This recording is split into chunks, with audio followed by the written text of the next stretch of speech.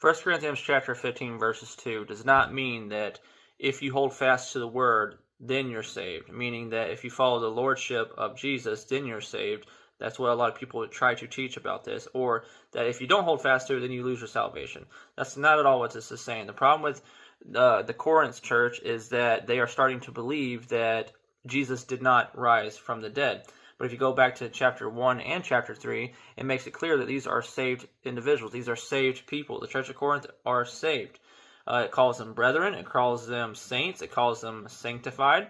So it's established that they are saved people. Even here in 15, it calls them brethren. It says, "Moreover, brethren, I declare to you the gospel which I preached to you."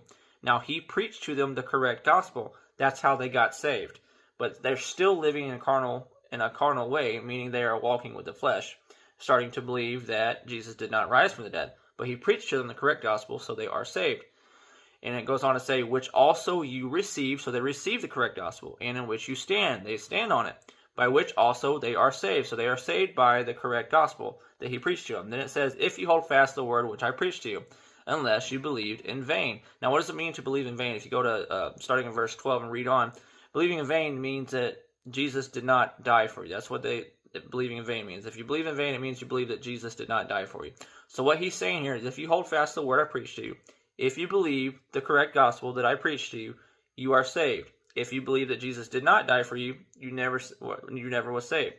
But if we go back, you can see that they were saved. They did believe that, even though they are living in a carnal way right now. They're walking in the flesh.